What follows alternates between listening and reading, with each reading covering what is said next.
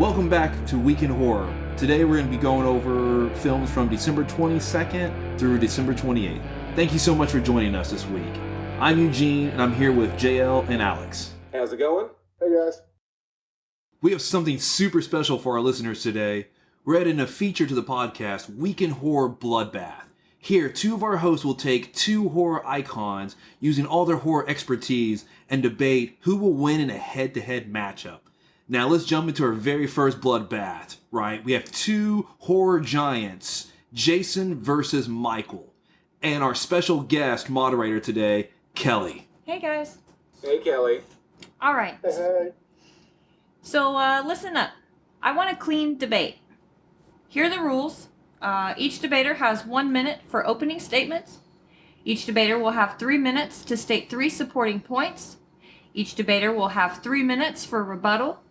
And then each debater will have 1 minute for closing statements. We're going to decide this debate by a coin toss. So, JL, you want to call it in the air? Okay. Heads? It is heads. All right. Fantastic. Heads. I choose, because I'm going to go easy on Alex, I will go first in this debate. Now I'll one give him an opportunity to collect his thoughts. Now, one thing I want to do before we kick this off is myself and Kelly will also be keeping score. So once the debate is done and over with, we'll tally up our scores and we'll tell you the winner is. May as well just tell it now. All right. Easy, JL. Bump gloves, bro. Bump gloves. Low bumps. All right, son. Come at me, bro. Let's do this. All right. Are you ready? Ready? Time starts now. All right. Now, I'm representing Jason Voorhees, horror icon Jason Voorhees, who has menaced horror fans for almost 40 years through 12 films, countless novels and comic books, and 3 video games. This unstoppable killing machine has racked up a direct cinematic body count of 146 victims, not including that space station he indirectly destroyed in Jason X. Though entering the sub-slasher genre a little bit after Leatherface and Michael Myers, Jason is considered by many experts to be the epitome of all slashers, capitalizing on those that came before him and influencing every slasher film afterwards. He is also the only slasher to have ever appeared on the Arsenio Hall show and receive an MTV Lifetime Achievement Award. Now, 10 I seconds. could go on and on all day long, but the reality is Michael Myers can't stand anywhere near Jason when it comes to being the best slasher out there. And I will prove that in this debate tonight, finally. Time's up. Huh. Very well put. Man, I mean, you come in strong. So, I'm gonna have to rebuttal on your pick for the best horror icon with somebody who came before your horror icon. All Michael right. Myers coming in, 6'7", 250 pounds of lean, mean killing machine. You talk about how he has influenced, and you might have a higher body count, only by a little, 121 on Michael Myers end, but he came way before. The only reason that Jason Voorhees even got a shot at the big screen was because of Friday the 13th. I'm sorry, was because of Halloween. Friday the 13th was only because of Halloween. That's okay. We know where your mind's Shut up. We're talking about somebody who is straight human, doesn't have to use zombie powers to be terrifying, and I think maybe you've overestimated your pick. 10 seconds. Because I'm sorry, a whiny little mama's boy can't really hold a flame. Time's up, Alex. Oh, he's gonna go there. Okay. All right. It's been opened up. All right. So next, we're gonna have your 3 supporting points. Jared, JL, are you ready? I am ready. All right. Your time starts now. Okay, I find it interesting that my opponent here, he's going to go for the low blow. He's going to go for the mama's. He's going to go for all these little low hits. But the reality of it is, Michael Myers, for all of his durability, for all of his strength, Michael Myers is a human. My opponent stated that he is a human. Okay, and while it could be an insult that Jason, the powers that he has, this is not a who kills the best victim or who kills victims. This is Jason versus Michael Myers. So the reality of it is the powers, they kind of come into it. And my first point being that Jason Voorhees is a supernatural creature. So that is bar one, kind of sets him above Michael Myers in that respect. He's technically classified as a revenant, which makes him immortal and virtually unkillable until that revenant's mission is completed. And being that his mission is pretty much slaughtering anyone that walks around Crystal Lake, that's pretty much, or you got to destroy Crystal Lake. There's pretty much no way to stop him.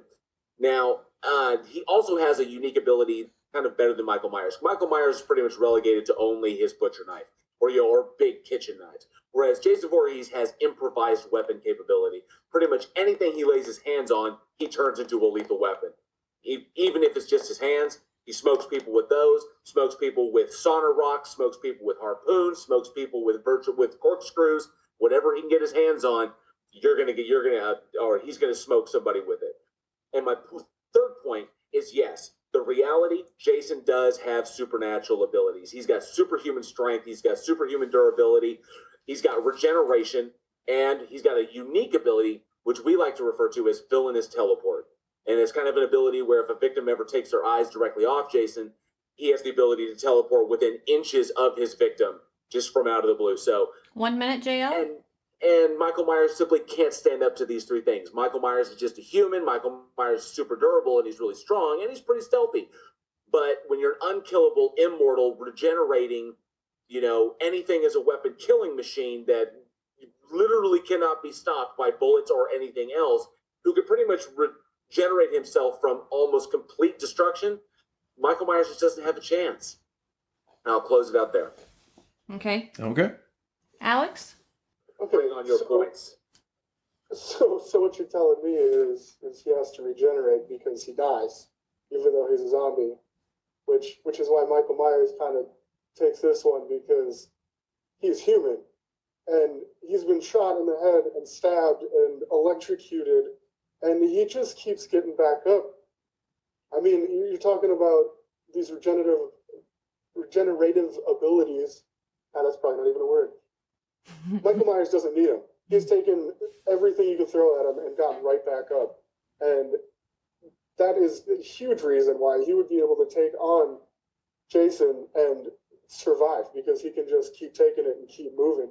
And Jason just has to be regenerated by electricity and telepathy, and everybody's got to help him out. Michael Myers will stand on his own. And you talk about his knife. Yes, he has a butcher's knife, one of the most iconic murder weapons in film, first of all, but in personal aspect. You can get right up close and personal. He's ready to take that knife and put it in you and watch your life drain away from you. He doesn't need some long-ass machete to slash from far away.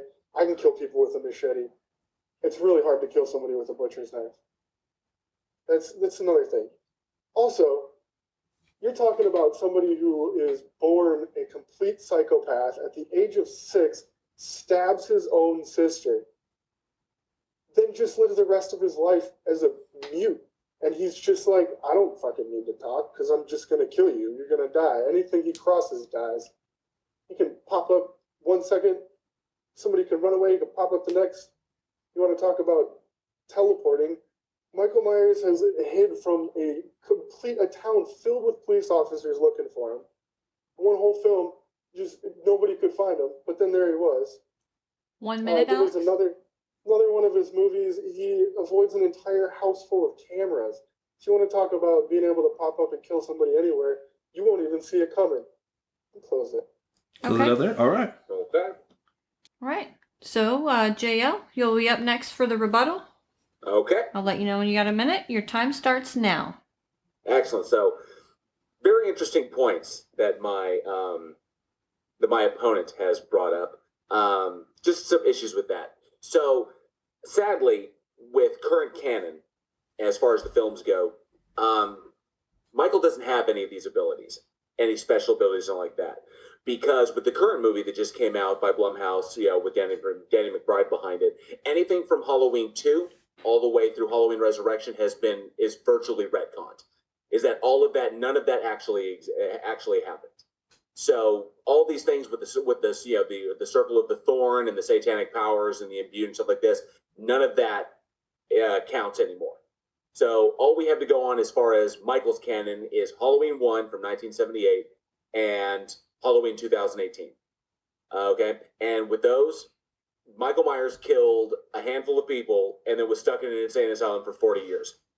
So he is literally in his 60s or possibly 70s, and he's a 70-year-old man who, sure, he's tall, he's strong, but no powers whatsoever. He basically was shot by Dr. Loomis and then handcuffed and taken away. And he couldn't even take out the cops that were arresting him. So, and he didn't even escape from the hospital. When they had him, obviously they would take him to the hospital first. So unfortunately, all those powers that made him badass in in the second film all the way through to Resurrection, fighting busts and shit, none of that counts. So sorry about that. The second thing is that limited weaponry, that counts. Because the big thing about Jason is Jason disarms his opponents quite a bit. And he often turns those weapons against his opponents. Okay? Because Jason feels no pain. Because Jason can't be killed by a butcher knife. Jason will gladly take a butcher knife strike that will not take him down. And then he'll most likely end up taking that butcher knife away and killing his opponent with that. 1 minute. Just end up strangling it. Or strangling his opponent. Okay? With that superhuman strength he's got. Now that's the problem. Michael Myers, real strong dude, no supernatural abilities. Sure, he could take a punch. Sure, he could take a hit. But he just can't stand against something that doesn't get tired, can't be killed, and will continue to stalk when all you've got are the limitations of being a human being afterward. And those are I'm sorry, that's the weaknesses there. Is that your time? Yep, I'll close it out there. Okay. Alex? Okay, so it sounded like you really just wanted to play off the fact that he was human, and your points make some sense, but it doesn't work out because you said that he can die. I've never seen someone get up and take a bullet to the head and get up and get stabbed and get up. You want to say you just said that that Jason can't die, but he's definitely died in movies. Yes, he can be resurrected. I guess technically he's immortal. But, like, it sounds like he kind of relies on that a little bit more than just has it as a cool ability. Michael Myers would walk up to him and take a knife swing from him and keep walking towards him. He would definitely not go down. He's never gone down. And we've seen Jason go down a few times. Yeah, he might be stronger with his supernatural abilities. Michael Myers doesn't need that to kill a whole bunch of people. The kill count alone, you said 140 something. Michael Myers has 121. Like, that's pretty close for being just a human. You know, Jason, he was born normal. He got picked on and then got really mad, and he's just kind of throwing fits. And he wore that sack on his head for the first, 2 movies. And then he went to this hockey mask, like a hockey mask. That's not even scary. Yeah, Michael Myers walking out here with a friggin' Captain Kirk mask on, painted white. Like, I think I'd be a little bit more afraid of that than, my high school goalie getting mad at me because he got picked on at camp. And, just to close it out, I mean, we can all really agree on this one.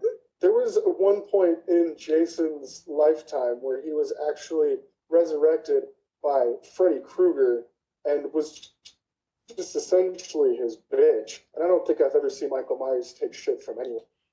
So, comes down to it. We're 1 minute, Alex. Michael Myers being the strongest, most deadliest, pure evil from birth, going up against a whiny mama's boy who got picked on at camp.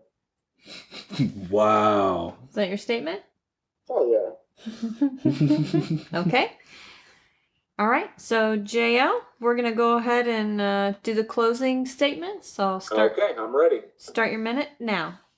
In closing, as 2020 brings us the 40th anniversary of Friday the 13th, Jason is already forever cemented into the pop culture of America, not just for the stories that were told about him in film, but for the inspiration that gave him to us, from the campfire stories of early American expansion that inspired the whole experience, from a time when tales of terror were told to children to keep them close and safe in hostile territories. Jason is more than a horror icon. He is a force of nature, an unstoppable avatar of rage and revenge, a metaphor for the darkest corners of our own nature. That those nightmarish aspects of the human psyche, very much like Jason himself, will never die. 10 seconds. Now, as much as my opponent would like to hem and haw about Jason's beginnings, the truth is we're talking about the end, and Jason is the end of Michael Myers. All right. All right. Alex? All right. In closing, with 2020 coming up with a sequel to a Halloween movie that was just released not that long ago, and being the first real, true slasher, leaving Friday the 13th in its wake, my contender, Michael Myers, being human, being something that people can be afraid of, because it is pure evil in human form that can actually exist, something that gets knocked down and gets back up again every single time. I think it's safe to say that the brute strength and brute just pure evil in the dead eyes of somebody who has no problem taking your life, not just for 10 seconds, Alex? revenge, but for fun. Time? All right. All right. Oh, man. You guys have some points to make. Wow. That's I tough. feel good. I feel very good. I do. Ooh, man. Man, that was close. It's really hard to try to stay away from you said the beginnings, and I mean that's where it all started. Yeah, but we're talking about where it ends. Okay? It hasn't ended. These two guys at their prime going at it. Sorry. But we'll go to the scorecard. Okay. You know? All right. So, going through the scorecard, right? At one point it was tied. And it was actually tied going into the closing statements. Damn. It was close. It was really close. I think I'm gonna have to go by 1 point. 1 point. This is how slim it was. Slim it was. I go with JL on this one. Oh my boy! Damn it. Alex, you overtook him in the rebuttal. Like, Ooh. yeah, like you straight up, like, I'm showing the scorecard. Like, you came out. That rebuttal was, like, phenomenal. And then I blew it at the end. Lost your load at the I end. got too cocky. But it was good. It was. Relied on. That was awesome. I will take my W, and we'll see who the challenger is on the next. Oh, that means I got to jump in for the next one though. Oh, bring it. Well, Alex. But then if he wins again, who does he have to face? Like Kevin Smith? Of course, Jason himself. Jason would just sit there and stare at him. He wins. I can't. I respect your mother. Your mother is a nice lady. That was sweet. I think that made for a good first bloodbath. Kelly, thank you so much for being our special moderator. You're welcome. So, absolutely. And if you enjoyed this new segment of Week in Horror, let us know in the comments. Future bloodbaths will be available to our Patreon subscribers. So check out patreon.com/weekinhorror.com for further details. All right. And continue on. All right. Now on to our very first movie. So this classic came out ages upon ages upon ages ago. On December 22nd, 1932, we have the original, not the Brendan Fraser, the original Mummy. Oh, sweet. I love this one. Classic movie directed by Carl Freud. and written by Neela Wilcock Putman, and starring Boris Karloff, Zita Johann, and David Mayners. Mainers. a classic movie that was inspired by a real life curse of the Tutankhamun gravesite, and basically it follows a group of archaeologists, and they stumble across a tomb of Umaktet, and they end up start disturbing it, and then of course he rises up. About 10 years later, he's going through modern day Egypt, and he starts killing people and all this other kind of stuff. One of the classic horror movies of the golden age of, the 1930s. He was like tearing through Egypt, look, reincarnated bride, right? Yeah, he was. Where's my woman? Well, it's been like 6,000 years since he got laid, so it's pretty high on his list. Yeah, I can feel for him. Oh. I'm sold. I love this. You are. I fucking love this movie. Not to mention just being one of the classic Universal monsters. Up there with Wolfman, up there with Dracula, like this. The classic Mummy. And absolutely, it's so cool. One of the coolest aspects being, with Karloff, there's a master of disguise. And I was always fascinated by, because Karloff had a friend in Jack Pierce. Jack Pierce was the makeup effects lead on this film. And Karloff and Pierce collaborated so very, very closely. Because apparently Pierce was just like a pain in the ass and nobody liked him. And his only friend in the industry was kind of Boris Karloff. And the two of them had worked together so well on Frankenstein just 1 year before, designing the look of that monster, that the two of them, they collaborated together and designed the look of the Mummy. And the stuff that they did to make him, obviously with Frankenstein, it's all about, it's the height, it's the clothes, the makeup, and, the kind of little things that they did to make the face stand out, the dental plate and everything. But with the Mummy, it was far more intense. And I was always intrigued by that aspect, that relationship between the two. Pierce coming up with these ideas to turn Karloff into the Mummy. And it's incredible, like, the amount of detail that went into it. That the amount of work. I mean, the ideas that they've come up with, those are things like I would have never thought of. Like with the Frankenstein, like using like dental gum and stuff and working it in to get that metal plate for the jawline of it. Like, they really, really worked well together. I really dig the aging effect, because nowadays, we were so films are so reliant on computer effects and applications that will can age or de-age someone in film. But then, I mean, they're working with just the makeup they had and the makeup effects they had on hand, and the way Pierce designed the Mummy, especially the sequence when the Mummy is kind of turning back into a person, so that he can walk around modern day Egypt and like that. But he went from like a mummy, like a wrapped up mummy, and they did the camera effects as he was transitioning like this. But just the way that they aged him and made him look all desiccated and everything, just a really, really impressive work on those two. It's kind of I would say kind of jealous, because that kind of skill, that's something you've honed for years, and you just don't see a lot of that. Maybe with bakers and other sci-fi experts. There's another guy I'm thinking of. Who am I thinking of? Eugene, Stan Winston.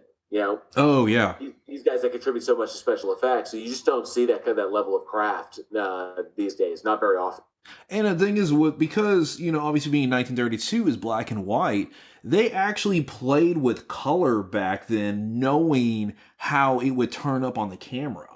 So, to us it looks black and white today, but they would have something like, okay, well, this would be pink, this would be blue, this would be orange, and they would use these different colors, knowing that they'll come up in different shades of, gray, on the camera, and they would play with stuff like that, and they would do things like, oh, well, let's go ahead and use like this red makeup fill and then use like a red filter in front of the camera, which would cancel each other out, so you can start getting like transformations and stuff like that. Back then, they really put a lot of work into it.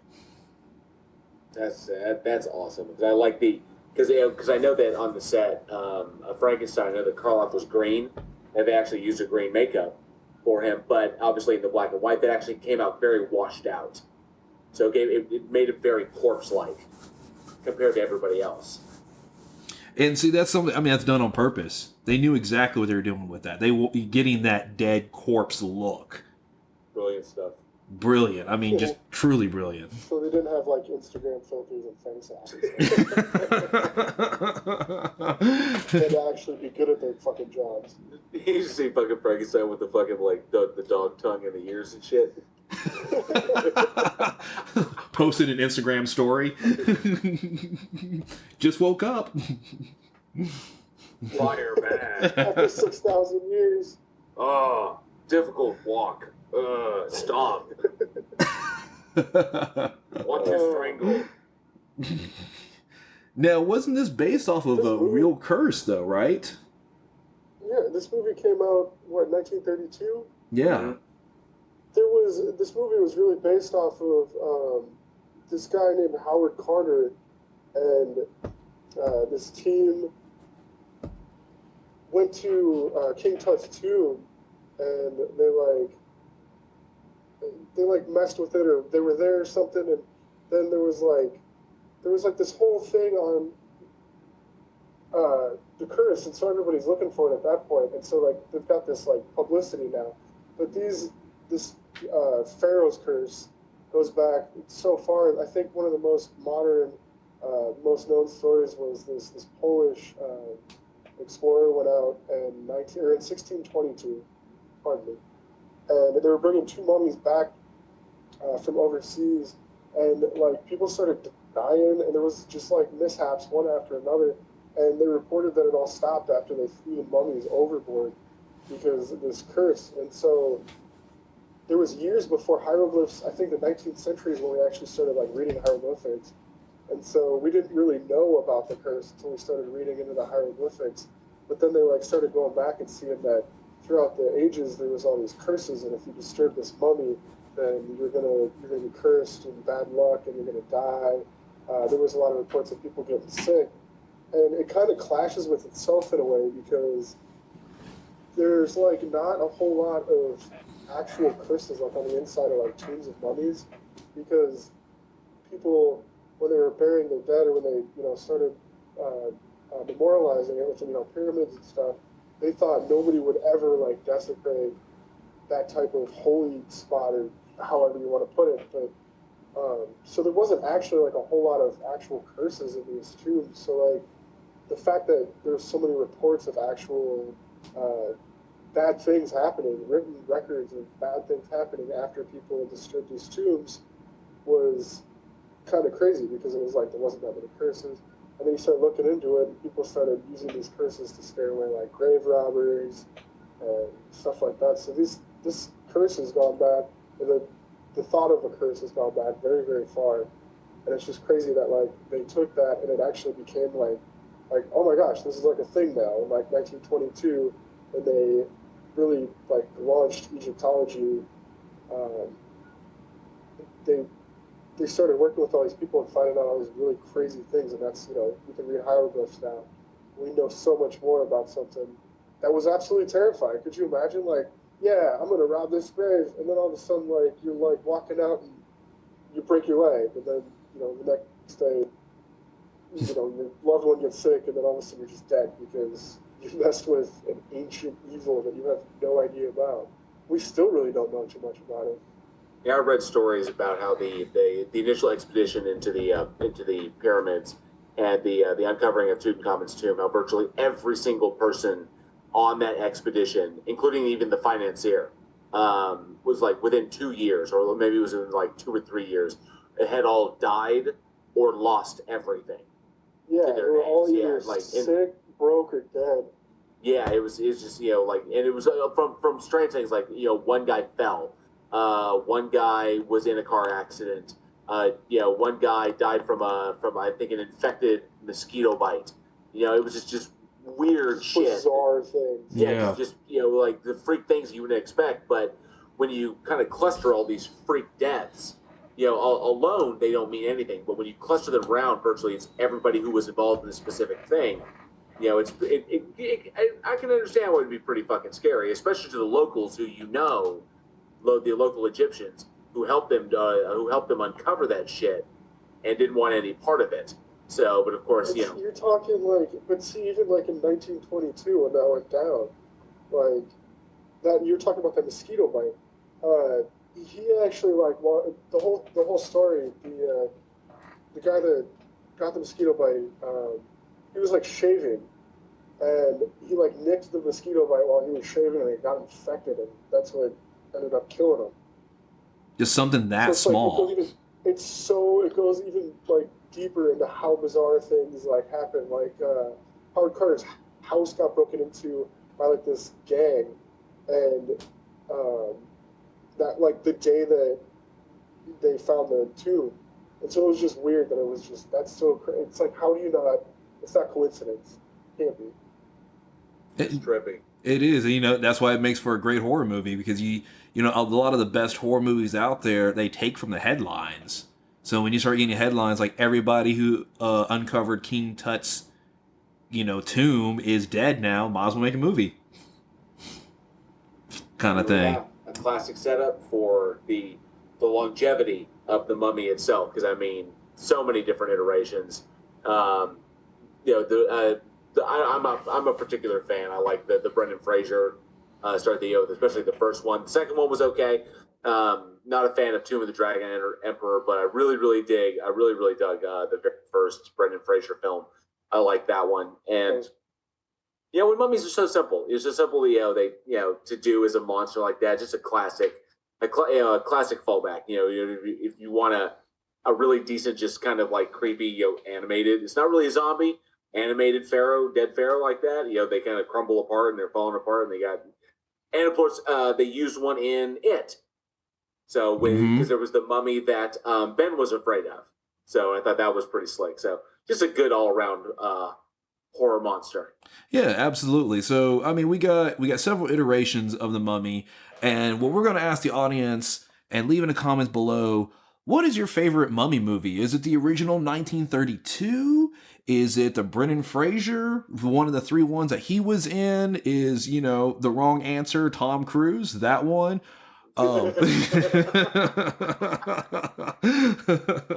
Yes, this question does have a correct answer for those listening. Let us know. What is your favorite Mummy movie? Ooh, Universal Monster Bloodbath. Ooh, set that one up. Ooh! Do we already have like a part 2? We can do a battle. This should be a battle royale: Dracula versus Frankenstein versus Wolfman versus Mummy, and then special ref creature from the Black Lagoon. I don't know. So it comes out of swamp water. Let's get it on. That was sweet. That's an idea. I will see what we can do about that. The tiebreaker goes up against the Blob. All right, well, let's go take us into our next one. This one's a particular favorite of mine because I really, really dig movies like this. But released on Christmas Eve, December 24th, 1976. Another entry into the slasher genre, The Town That Dreaded Sundown. And I absolutely adore this movie because I'm a big, big fan of films based on, to take their inspiration from real life serial killers. I'm always intrigued by, of course, you got your Silence of the Lambs, you got stuff like that where they're kind of amalgamations. But The Town That Dreaded Sundown, 1976, classic slasher film, directed by Charles B. Pierce, who was the director behind Boggy Creek. Okay, and the screenplay was written by Earl E. Smith, and then not a huge cast in this film. Several unknowns. Because I think we were looking at Ben Johnson and Andrew Prine and Don Wells were in it. A lot of people played with this movie. It wasn't very big. The budget on it was only about $400,000, and a lot of people played double duty, just wore multiple hats trying to get this thing done. I think that one of the actors was also one of the writers and the lead actor in it, who was the Texas Ranger who was hunting down the Phantom. He also I think he did production stuff or producer roles on the side. So I think the biggest girl in this was who's that girl from Gilligan's Island? Was Mary Ann from Gilligan's Island? Oh Yeah, that's her name, yeah. right? Marianne from Gilligan's Yeah, Island. exactly. I was quite certain. Yes, no, Dawn Wells is who that was. Yeah, Dawn Wells was in it, and it was actually a small role. She wasn't in it that much. She was one of the final victims of the Phantom. But for anyone not familiar with it, this film is actually based on actual events, based on the Texarkana moonlight murders of in the late 1940s. And basically, just over a series of nights, during the summer, a serial killer descended upon Texarkana. And if you're not familiar with Texarkana, Texarkana is a city that is actually on the border of Texas and Arkansas. And it's also one of the few cities in America that actually has two mayors. It has a mayor for the Texas part and a mayor for the Arkansas part. But the serial killer descended on Texarkana and murdered, I believe the total was 5 people, critically injured 3. And a legendary lawman, legendary Texas Ranger, was sent in to try and track this guy down. And the whole town was Walker. Actually, I think his name was like what the hell was it? It was no, but he went by the nickname Lone Wolf. Yeah, dude, That's a badass name. Yeah, so I mean, yeah, it was I have his name here. I have to look. The dude was friggin' sweet. It was like MT Gonzalez. Oh yeah, it was Captain J.D. Lone. Oh no, was that it? See that come there? No. JD. No, I got it was like MT Lone Wolf Gonzalez. Gonzalez, yes. Yeah, it was MT Lone Wolf Gonzalez. And he oh, that's right. Yeah, the character of the character in the film was named J.D. Rowland, and he was based off of Lone Wolf. So such a badass. I know that's like a yeah. And this dude was one of the most renowned Texas Rangers at the time, and even his presence working with local PD and his investigation, they were not able to catch this guy. They never caught him.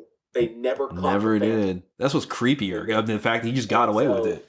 And so the story follows the sequence of events because he killed around the lunar cycle, and basically follows how the town, the Dreaded Sundown, and towards the end of it, everybody was boarding up their windows and boarding up their doors. No one would go out after dark because the Phantom was out there, just killing people on lovers' lanes, and the last victims were in their home. So it was really, really intense, inspired by a real life killer. It is, absolutely. And they never apprehended the guy, but they did have a suspect that they brought in, and they didn't convict him because so they brought this guy in because his wife was he was linked to the murders by his wife, this guy s1e13, and she told the police that the timelines matched up. He wasn't home at these points, and he came home in a weird mood, and there was a whole bunch of evidence against him, but his wife wouldn't testify against him in court, so he never got convicted. There's a book written on it. It's called The Phantom Killer: Unlocking the Mystery of the Texarkana Serial Murders, and it really brings the evidence into it could convict. I don't understand why he wasn't convicted based on the evidence that they had on him. But like you said, he only killed on the weekends it was between February 22nd, 1946 and May 3rd, 1946. And he only attacked on the weekends. And the first 2 people he attacked survived. And then the first double murder happened 4 weeks later. And then there was another one. And then he ended up killing one more person. But yeah, like you said, there was 3 people that got critically wounded. and it was just terrifying. And like, I don't know, have you ever been to Texarkana? Either of you guys? I have been through Texarkana. Yeah, I've been through it a long time ago. It's not like you've got nowhere to go. These are like old Western like towns. It's like if you really like stop off, if you drive through on the highway, it's a little different. But if you go anywhere outside of there, it's just. I mean, you can see how that place would be just. If there was something like that going on, you should be scared. And like you It's said, like a they bring in this combination. lone wolf. It's like a combination of like swampland and farmland out there, isn't it? Yeah, it's just there's like a lot of open space. And You got to think, like, in the There's, like, 1940s, like, it would be way more less developed then. So Oh, yeah. it's just more like farmland. the Wild West. Like I just moved down here 7 years ago, I believe, and like coming from the north, seeing the south, like I think straight up like this is like the Wild West to me. This like every movie I've ever seen has been like I moved down here. I was like, yeah, no, this is exactly movies. It's like a Western movie, and like that's in like modern civilization. So if you think back in '46 when it was probably still swinging saloon doors and spurs and it's just I don't know. That would be terrifying to know that somebody was out to know that people were being attacked only on the weekends. Just like knowing this was like a pattern. Like you said, by the end of this, people were just like they were afraid to leave their bedrooms. Yeah, because I mean, And then two people didn't even have to leave their bedrooms. They ended up getting attacked in their bedrooms. yeah, in their actual house, because they didn't have, the advanced, CSI forensics stuff and DNA evidence that we have today. I mean, it was basically like eyewitness statements and, like footprints and fingerprints, and like that was really like all they had to work with at the time. So going out in the middle of nowhere and shooting somebody through a window and then running off, if no one really saw you do it, odds are at that time you're going to get away with it. You're definitely not going to worry about it. Yeah, you have to think like, Louisiana's right there too, so you could just kind of like head out to the bayou. Like, Yeah. there's lots of it's terrifying. It is. It's terrifying. And now one of the things is, we know a lot of movies come from like, real life events and real life stories and all this other kind of stuff. And, people who they'll go and they'll study, the Phantom, the real life kill and everything. And then you'll kind of watch the movie and you'll kind of start noticing, and I know we've all noticed this before, where movies will actually start taking kind of artistic liberties kind of thing. Oh, Yeah, definitely. Oh, yeah. Adjusting, making slight adjustment to what was to what actually happened in real life, just to make it more cinematic. Yeah, you have to, and I know the amount of artistic liberty people take, depending on the subject, can vary. You'll get some films that are just straight up like we're going to be as realistic as possible, and then you'll get other films where like you think they read one sentence about the story and made an entire movie of it and never did any kind of research at all, kind of thing. Like just took an idea and was like, I can make this better. Looking at you, Mel Gibson and Braveheart. We need to portray. Yeah, exactly. That's one thing I really enjoyed about Town of the Dread, because while they did take some, license with some of the events, most of it was pretty on point. I think at the end of the movie there was a big chase scene where Morales is chasing the Phantom, and there's a big train involved. Like he manages to disappear into the swampland, and that chase never occurred. And like in the final victim, the final victim was shot in her house after the Phantom killed her husband. But and they have the big epic scene where she's like, the Phantom shoots her husband, and all of a sudden she goes and says, "Oh my God!" And the two of them lock eyes, and then he shoots her. And he actually did. He shot her twice in the face, which is pretty, which is wild. But in reality, she actually didn't see him because he was in the dark, and so he shot her husband through the window, and then he shot her twice in the face, and she survived. And she didn't actually see who shot her until he tried to come in through the window after her, and then she managed to escape. Out of the house and get to a neighbor's house, and then he kind of gave up. So, but in the movie, there was this big epic deal where she crawls into the cornfield and she's hiding in the corn, and he's like looking for wherever and the neighbors are coming. And he's like, crap, and there's big traumatic thing. But most of it doesn't happen. We get it for cinematic value. But I like this one, Town of the Dreaded Sundown, because they didn't take a lot. They did some things for effect, but you mostly when you watch this movie, you're legitimately seeing what happened. And that's nice because you can tell like they actually did their research in it and really studied and tried to get as close as they could, just because a lot of real life stories don't fit into kind of like the Hollywood like story structure of it. So you need like a climax, like the big chase scene that they have at the very end, because the movie just ended where the guy just, oh crap, and he runs off. People be like, well, what was that? You need to have that kind of climax. So you still have to kind of tweak stories a little bit to make it more cinematic. But I like films that try to stick as close to the source material as possible. Definitely. And, he's epic. He goes down in history as one of the very few that got layup, Zodiac, Jack the Ripper. So, but that brings us to our audience. There are many movies that are based upon actual real life serial killers, real bad dudes, Ed Gein, Ted Bundy, John Gacy. Yeah, I was fixing to say Edmund Kemper, so many like that, Richard Speck. But out of all these movies, who's your favorite? What was your favorite film? What was your favorite depiction of real life serial killers in horror film? Tell us your favorite. Let us know in the comments. Kind of lean more towards the Zodiac. He got away with it too. Yeah, I was kind of big on the Zodiac stuff because I was born and raised in Southern California, and while he was towards the Bay Area, it was actually because the weird trend is that a lot of serial killers wind up going west, and a lot of many of them live in California, or they live on the West Coast, which is really strange because they'll either be born somewhere in the Midwest and then wind up going west, and they typically wind up living on a coast. The majority end up living sometime on the West Coast. There are some on the East Coast as well, but they typically are just drawn to the coast for some reason. And around the time when I was born, I think it was might have been a few years before. I think it was a few years before.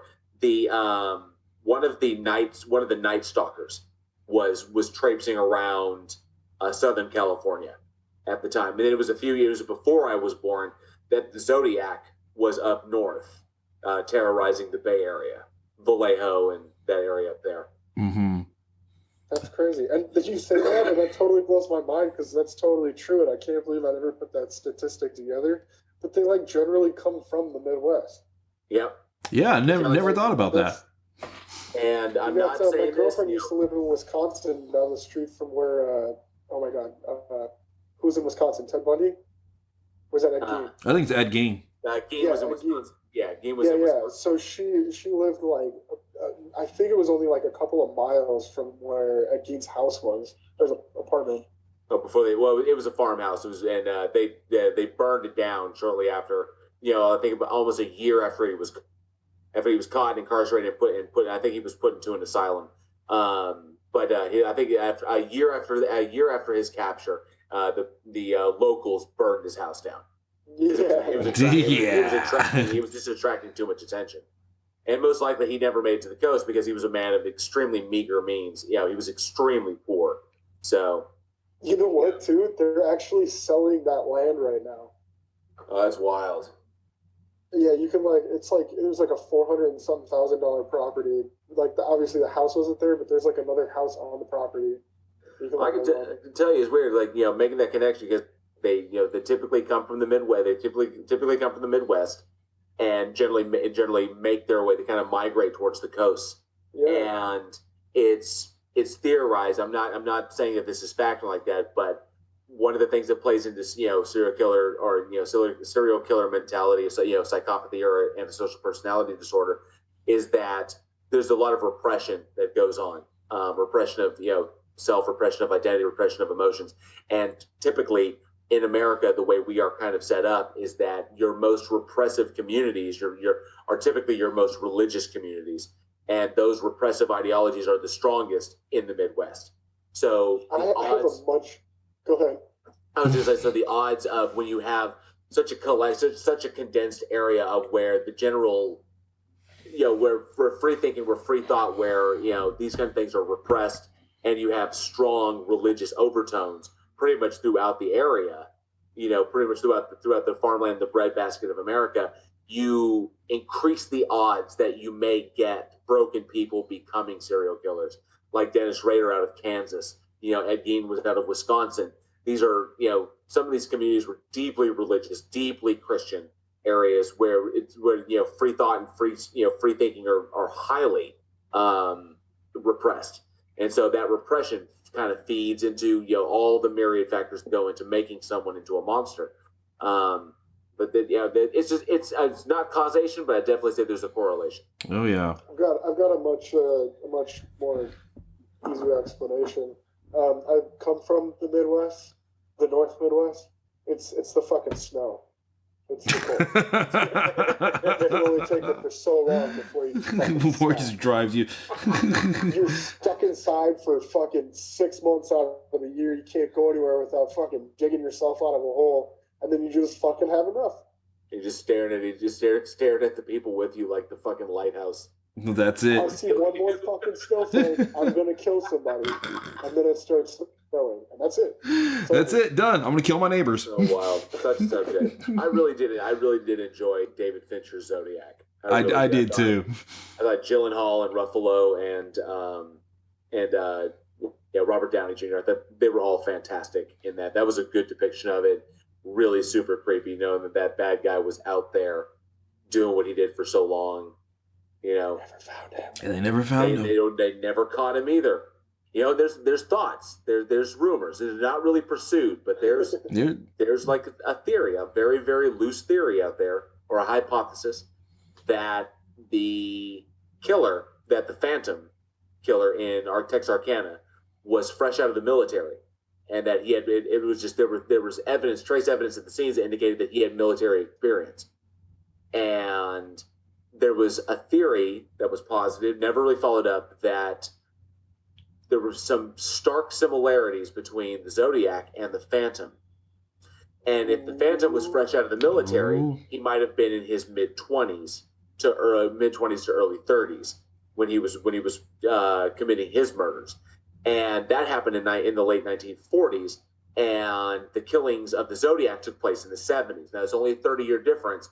Now, that could put the Zodiac, on the young side would be in his late 50s, early 60s, okay, if he was committing those crimes. But no one really ever got a look at the Zodiac and could really give a definitive age, that he was somewhere in between 30 and 50. But if he used makeup, if he used disguises, there was one point, when he had that big costume that he had on, wearing a mask and like that,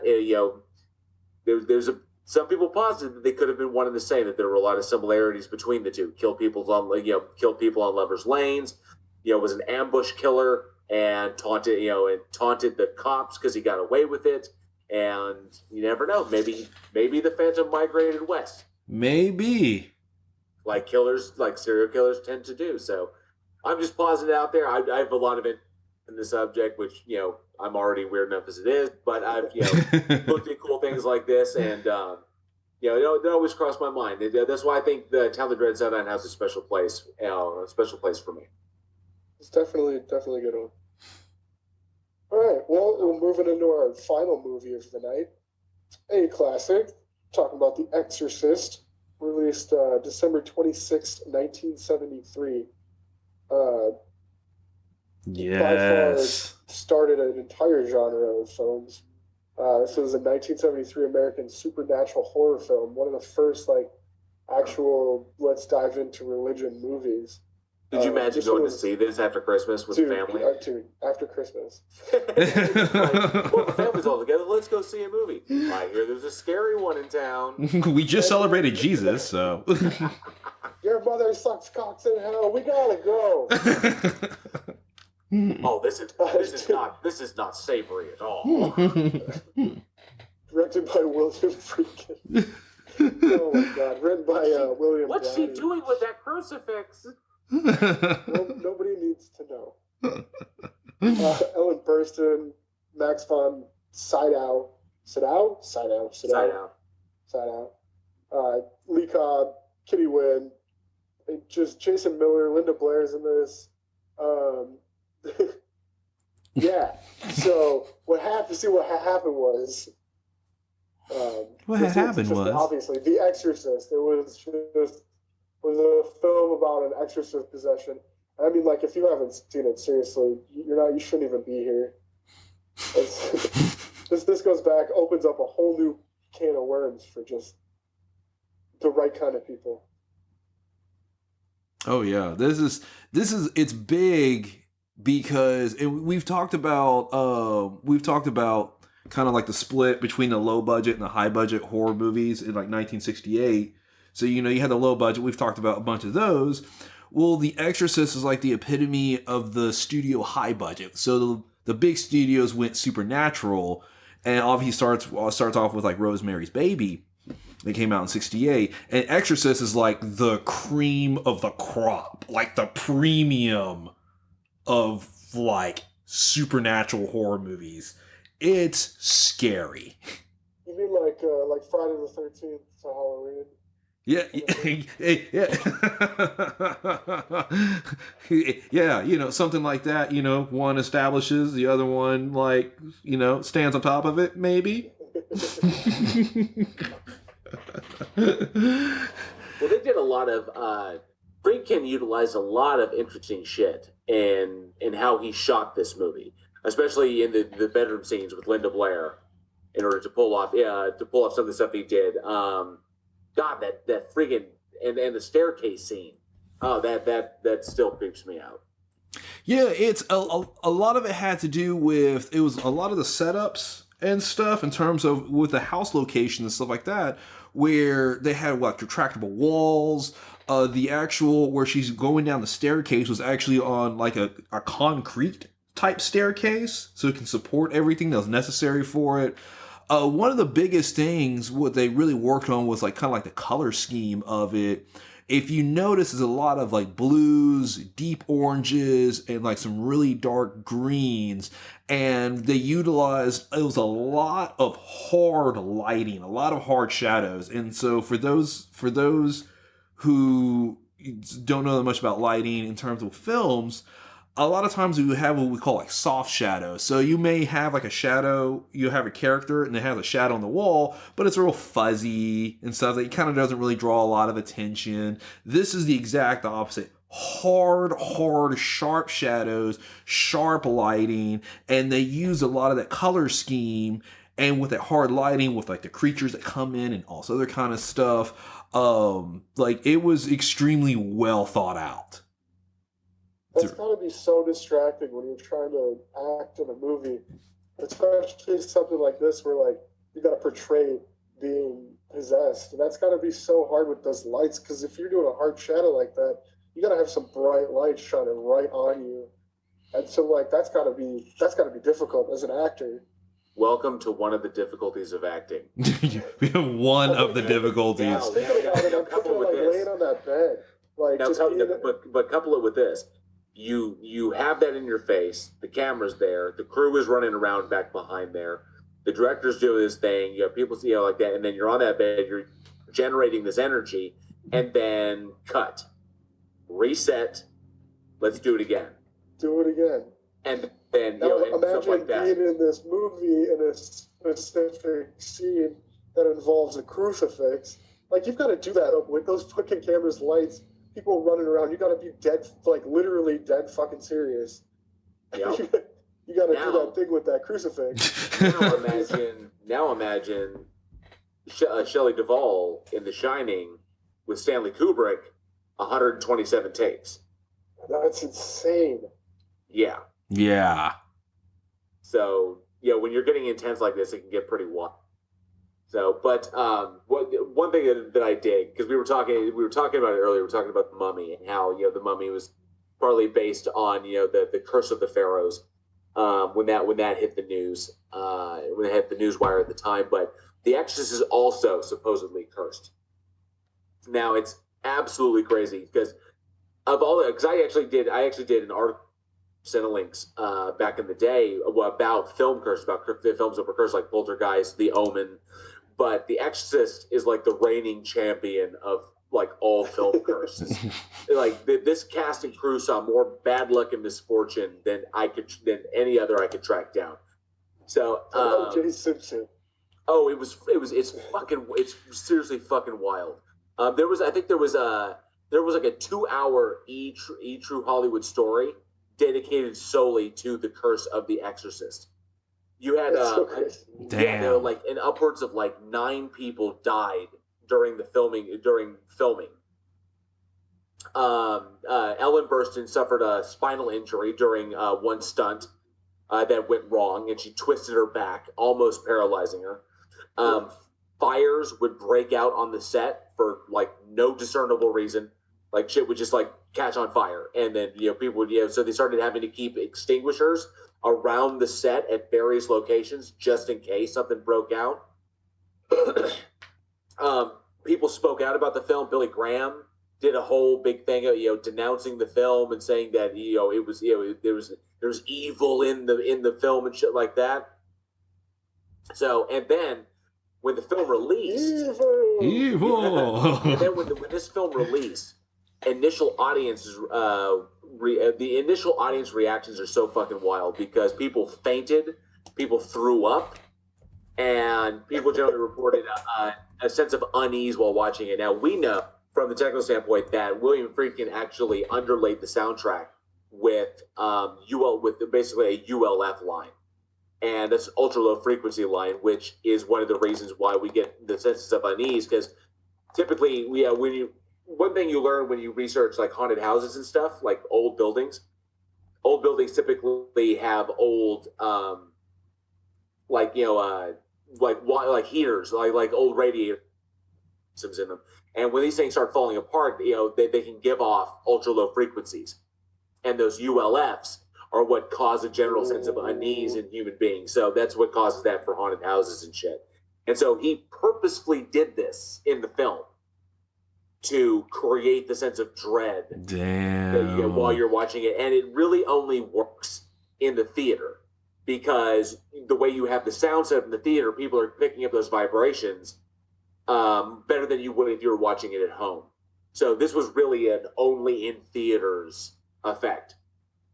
So, but there's a story, and I got to tell you this because a lot of people don't know this one. I found this in my research. So, the film had its premiere in Rome, okay, at the Metropolitan Theater. That's where the film first hit, okay. So the theater, it was an evening premiere, and so this theater where it premiered, the Metropolitan Theater in Rome, stood, I think, less than a block away from 2 16th century churches. Okay, that were on the other side of the street, and each church had this giant cross that adorned the top of it. Right. So as the audience was filing into the theater to watch this thing, all of a sudden, a storm blew in and hit the area. Okay, went in and smashed the area with torrential rain, lightning, and thunder, and then shortly before the start of the film, everyone in the theater heard this horrific sound from outside. And so people went out, security went out, and people go out to see what the hell was that, because it was unmistakable. One of the crosses that had been standing on that church, one of the churches for over 400 years, had been struck by lightning and blown off the building and landed smack in the center of the plaza below. That's so nuts. Wow. That was God was like, you're showing this a little too close to the Vatican, bro. you need to back up. You're here. We need you about a here, a little bit lower. So you're getting a little too close to home. Wildly intense. I always thought that this reigns of when they were Passion of the Christ, Jim Caviezel, he was actually struck by lightning while he was playing Jesus Christ, and a bunch of bad stuff happened to him. Skin infections and boils, and he actually got scourged, and all kinds of bad shit happened to Jim Caviezel on that one. The Omen was really, really bad. Stuff like that. But The Exorcist, hands down, champion of the film curses. There, people dying all over the place, shit bursting into flames. Yeah, I'm surprised they actually managed to get through that thing. So, wildly intense. Yeah, well, with religious movies being super taboo and that stuff happening, it makes them extra scary. I think that's Which that's what it is. Yeah. brings us to a question here for the audience. Let us know, what is your favorite religious horror movie? Did you like The Exorcist the best? Were you into Rosemary's Baby? One of my personal favorites, I don't know if you guys have ever seen this, but Don't Torture a Duckling was one of my favorite religious horror movies. Or do you like the newer, like the Conjuring series or The Nun? Let us know. All right. Yes, definitely let us know. Now, we do have a couple birthdays coming up. And our very first one, born December 25th, Christmas Day, 1949. Carrie herself, Sissy Spacek. Right?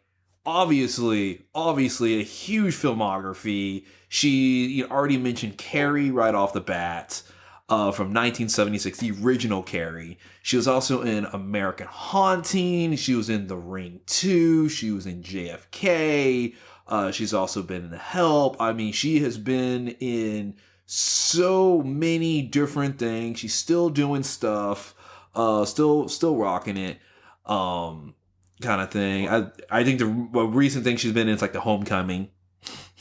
Oh, I absolutely adore her. She did some work on the new Hulu series, Castle Rock. Oh yes, Castle Rock. Yeah. Yeah, she was in the first season of Castle Rock. But this, I absolutely adore Sissy Spacek. She's absolutely timeless. Such a beautifully talented actress. So much that she's given to the industry. And one thing that's always fascinated me about her is Sissy Spacek has the ability, the unique ability. Just by virtue of hairstyle like that, it was showcased in Carrie. She could go from homely and just kind of like stand on like how Carrie was before her makeover. She's very, very homely, very mousy, very withdrawn, to Carrie at the prom before the prank, when she's up there and she's in her dress, she's in her tiara, and she's absolutely stunning. Okay, she just has that unique ability to generate not only have the look, but to generate that energy to bring two decidedly different characters who are still the same person, and just a tribute to her talent in whatever she does. She's really good at developing characters. She really is. She can really understand a character and just bring them from start to finish just beautifully. I mean, there's evidence in her. I mean, she's won an Academy. She's multiple Golden Globes, multiple choices, SAG Awards, BAFTAs, Emmy Awards, Grammy Awards. So, I mean, she literally is she's God's gift. There she is, born on Christmas. Yeah, that's what we have been lucky to be graced with her presence. I do, and I really enjoyed her in Castle Rock. Yes, if you haven't seen Sissy Spacek, if you haven't watched Castle Rock season 1, it's just like a who's who of Stephen King, because it's Castle Rock, so it's based off Stephen King's town, and of course you couldn't have anything based Stephen King. You have a little conglomeration like this without having Sissy Spacek, about having the original Carrie star in it, and she's really, really fantastic. So I strongly recommend people check that out. Absolutely. And happy birthday, Sissy. Happy birthday, Sissy.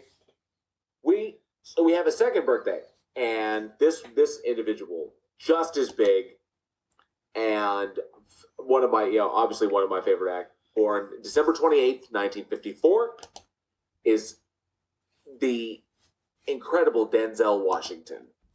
Denzel Washington. Oh, Denzel. What could honestly be said about what could be said about Denzel? Now, I know that we're not a podcast, but we got to give this guy some props. He has done some horror, very, very, not much, but he has done films especially with horror elements. I think his most legitimate horror film, in my memory, was Fallen, where he plays a cop who ends up getting into a tangle with a demon, with a body jumping demon. It's one of my favorites. I love that movie. Typically, he plays good guys, plays family guys, upbeat stuff. He had a weird one in there with Virtuosity, I don't know if you guys saw that one. Oh, I've heard about it, but I haven't seen it. It was the first time he worked with Russell Crowe, and so he played a disgraced cop who had to go after the what was it? Russell Crowe played the embodiment of basically he played a living computer program that managed to escape the computer by giving himself a 3D printed body. And the computer program is a composite of 167 serial killers, personalities, all wrapped into one program. Yeah, and it was designed to be a training program for the cops, so the cops could go in there in virtual reality and fight against this bad guy and train tactics and stuff like that. But he manages to escape, and then Denzel is brought in to take him down. That was a really, really weird one, but it's the first time two Oscar winners got worked together. But I mean, come on, filmography like Denzel's prolific. Yeah, I was fixing to say The Bone Collector, another horror movie. Bone Collector, yes. Yeah, oh my yeah. God, it was based on him and Angelina Jolie. Mm-hmm. Yeah, that was fantastic. That was a good movie. And I do love the production story, even though it's not a horror movie. He won his first Academy Award with the movie Glory, which is really good, very good chance to see it. And so there's a scene, the movie Glory is just about the first black Civil War unit, first all-black Civil War unit that saw combat. And so there's a scene where Denzel Washington steals a pair of shoes and he gets caught. So for his punishment, he had to go and basically get like whipped, like bull whipped, right? And so the director told him, okay, you have a pad on your back and that's not going to scar you or anything, but it's going to be kind of uncomfortable. So, but he's going to go and he's going to hit you 10 times. I'm going to yell cut and we're going to be done. And Denzel's like, okay, that's cool. That's fine. Right. So, he goes and sets up for it. And the guy comes and whips him 10 times. And the director just sits there silently. And so with any actor or something like that, if the director never yells cut, you're supposed to keep going. So all of a sudden, starts hitting them again. 11, 12, 20, 25. And the camera is just held on Denzel Washington's face the entire time because at this point, he doesn't know. He doesn't know when it's going to stop. And you start seeing tears kind of start coming down on his face. And it's one of the most incredible moments I've ever seen in Denzel Washington's career. And he won an Oscar for it. Oh, that is intense. I'm going to have to check that movie out now. It's Denzel Washington, Morgan Freeman, Cary Elves, Matthew Broderick. It's a killer cast. No, I can't believe I haven't seen it. We wouldn't expect anybody, just anybody to work with Denzel. Personally, I think, it's so messed up. I gotta mention. I mention every time I talk about Denzel is that he should have won for Malcolm X. Oh, hands down, he should have. He should have won for Malcolm X, but and he led Malcolm X. He should have won for that one. Tom Hanks won for Philadelphia, but Tom Hanks won for Philadelphia. But who was Tom Hanks' co-star in Philadelphia? Denzel Washington. Denzel Washington, yeah. Go with Denzel Washington. Exactly. So he helped Tom Hanks carry that film, and they gave it to Tom. I think he got passed up. I hate the fact that he was robbed. I thought he was brilliant in that. And I'm sorry, it warms my heart. He's going to be listening to this, and he's going to be like, "All right, dude, I remember."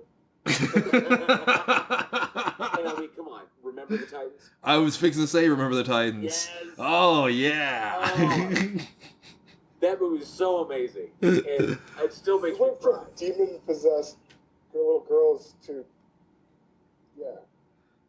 That shows you his versatility, where he can go from demon possession and hunting serial killers to leading a football team during to a championship.